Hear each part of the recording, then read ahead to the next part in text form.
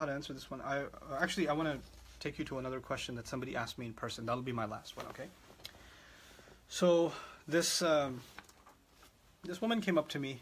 This was, I think it was in Belgium. Thankfully, I don't remember your name. Even if I did, I wouldn't say it, okay?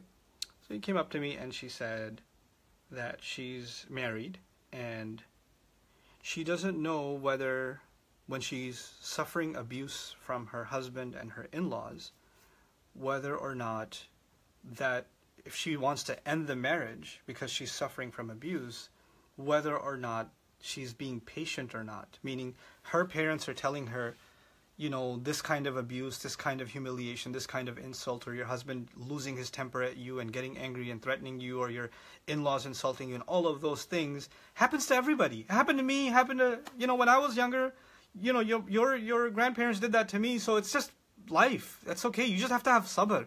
You're overreacting.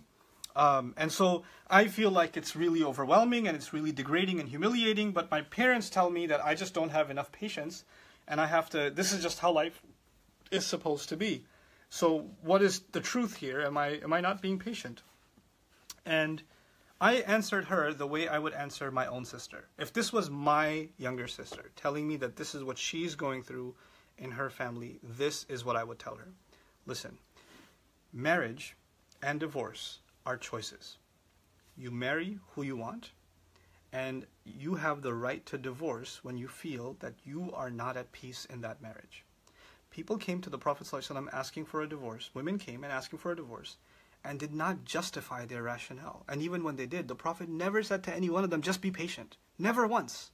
Never once. The entire Quran, the exhaustive discourse on divorce. There are several pages dedicated to divorce in Baqarah. There's an entire surah dedicated to divorce, Surah Al-Talaq, the 65th surah. And yet, Allah Azza wa Jal never once condemned it. Never once said, why, how dare you divorce?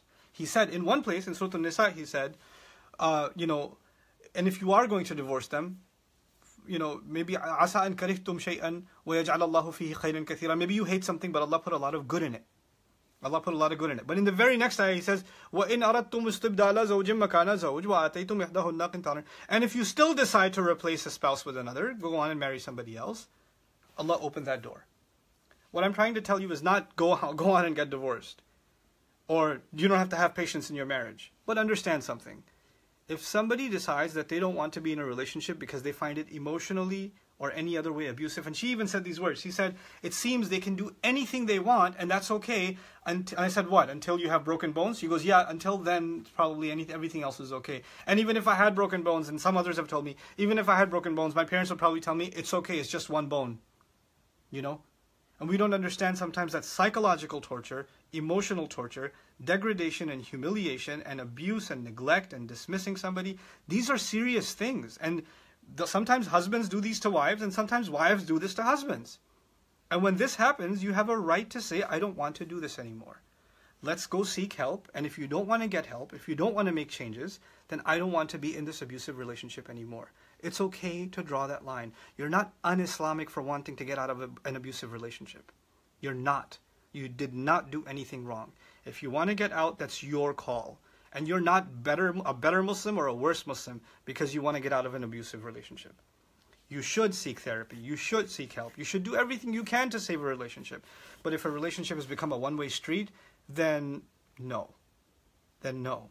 Then you're not compelled by Islam to stay. You are not. That is not, I've been trying to understand this religion for the last 20 years. I've been trying to study this book and understand it. I cannot find any justification that people should remain miserable for the sake of Allah. Nope. That is just not the case. So, you know, and by the way, to the parents who say this to their daughters, how dare you? How dare you pass down abuse? We were abused, so it's okay for you to be? This is the mercy you show your kids? We're supposed to never, you know, I can't imagine if my daughter came to me and said that, for me to say to her, it's okay, yeah, I went through that, so it's okay, you can handle it. I couldn't stand it. I can't stand sometimes how people in many of our cultures, Indian, Pakistani culture, I don't know enough about Arab culture to be able to say, in our cultures, to be able to show our face to the community is more important. That's more important. And to show mercy to our children is less important. That to me is disgusting. That to me is disgusting. So may Allah Azza wa Jal, and yes, it does take great strength and great power, but also understand that nobody should be guilting you religiously that you're doing something religiously wrong when you want to get out of abuse, when you want to get out of a miserable situation. If you're unhappy, if you're not satisfied, if you're not being taken care of, if you're falling into, you're getting these evil thoughts in your head because of this abusive relationship, if you have resentment towards your spouse for years and years, why are you in it? The purpose of marriage is لِتَسْكُنُوا إِلَيْهَا, so you can find comfort and peace in them. If the peace isn't there, what are you doing there? And then people, here's the last one. People give you the crazy example, be like Nuh alayhi salam. He was with his wife for 950 years. Yo, if you give that example, then you're saying that this guy's wife is Nuh alayhi salam's wife. That's not the best example to give. And the best examples are those of our Prophet ﷺ and how he taught this ummah how to deal with this subject. There are some things in Islam that are your choice. They are your decision. Allah is not putting that on you.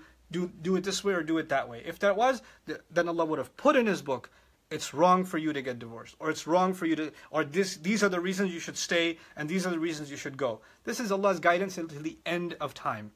And marriage is the most important institution, and yet Allah gave us free reign in this area, and He gave us the room to make those decisions ourselves. May Allah protect our families, may Allah protect our marriages, may Allah give us the courage and the humility to seek help to protect or to preserve when a marriage is falling apart, and may Allah Azza wa Jal also make us able to get away from abusive relationships. So there's a few crazy thoughts that I wanted to share with you. I hope I didn't offend any of you. If I did, that's okay. I'm getting offline. Barakallahu li wa lakum. Oh, by the way, I want to answer this beard question.